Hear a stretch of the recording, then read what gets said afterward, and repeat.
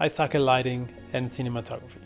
The truth is that I create most of my videos without really any thought to lighting.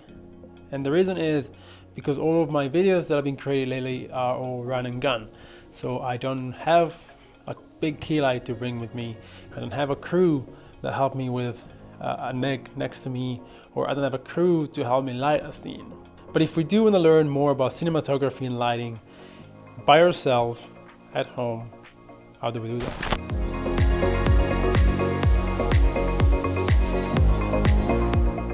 What's up guys, welcome back to a new video. As you can see, I'm trying out a bit more of a different setting. This behind me is the desk that I work from every day, and instead of shooting that way, I'm shooting this way.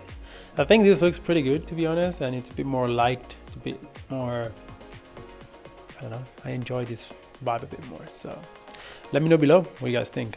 But welcome back to a new video. Thanks for sticking around, and if you find any knowledge in these videos, do not forget to like and subscribe because it actually makes a difference. So let's go straight into this video. We're gonna use very basic gear to make sure that anyone can do this. You don't really need much. We're gonna use one main key light, which is a Godox SL60. We're gonna use some black sheets or something like that as a negative, and then a bunch of RGB lights that I just have around. So it's not much gear, and hopefully all of you can try this at home. What I usually do is I go on different websites and try and find frames from some of my favorite shows or films that I've seen recently and try and recreate them at home. Obviously, the first thing to do is try to understand if the frame that you're picking is actually doable. Try and look at the lighting and try and understand if that is something that you can recreate. Don't go too crazy with it. Otherwise, you're just gonna be disappointed, and then you're gonna end up being like, oh, I'm not good enough for this. But in the end, it's actually just a scene that you cannot recreate. So first thing first, find a good frame to recreate. For this, I actually found out this new website. It's called beta.film.ai, and it's free if you register for the three frames a day you can pick. So it's pretty cool, and they have almost every single movie. So you just type it in, and then you can even type in, I don't know, like cinematic blue hour or something, and it just comes up. It's actually pretty cool. So I recommend you checking that out. I literally just found a couple of days ago.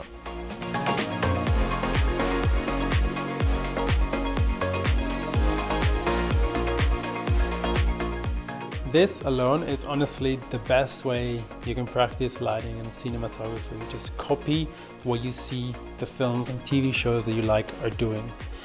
Also, one very important tip that I like to give there is don't only just copy and then once you're close enough, just move on to the next one. Try and make exactly the same frame. Try and understand what lens we use. Try and understand the lighting, exactly where the direction is coming from, if it's a window light, if it's a key light, if there is a negative to make the subject look darker or something in the side. Just understand everything about the scene and try and recreate it as close as you can, because you're gonna understand so much more that way, and then you understand why are they using lighting that way, and then you can recreate that in your own films.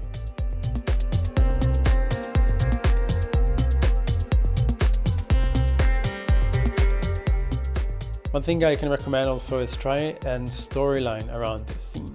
For example, if you pick one scene where the subject is just like reading something and you lit that perfectly and you look exactly like your movie, then try and create your own storyline with like 4 or 5 shots around that with the subject moving or something like that, just so you can practice also to make sense of the shots and how to shoot one shot, yes, with the perfect lighting, but then how do you do that when the actual camera is maybe moved to like the opposite direction, or it's a close-up, or try and understand how lighting works not only on one particular frame, but when it's like a sequence that you have to play around with.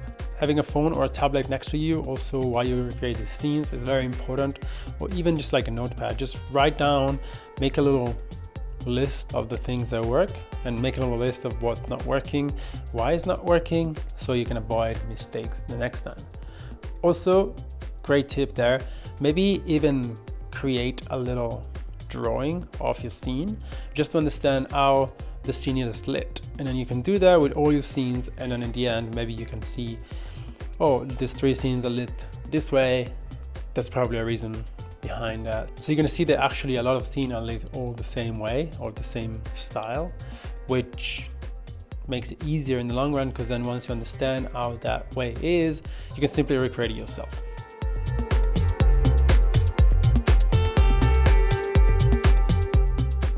As always, in cinematography, not only the actual look of your image is important, but also the way you make the audience feel.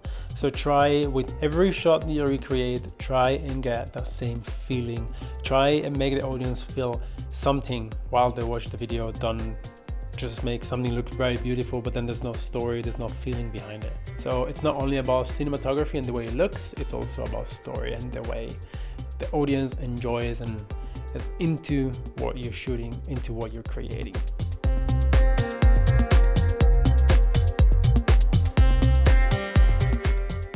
I challenge you to create one sequence every day.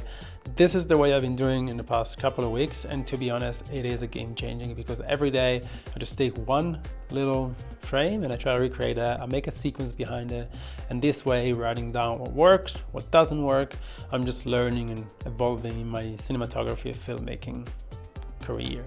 So if you guys did learn something, again, please leave a like, subscribe, leave a comment. It means the world to me. And aside from that, I'll see you guys in the next video. Peace. Also, let me know what you think of this studio setup. This little corner. I think it's pretty cool.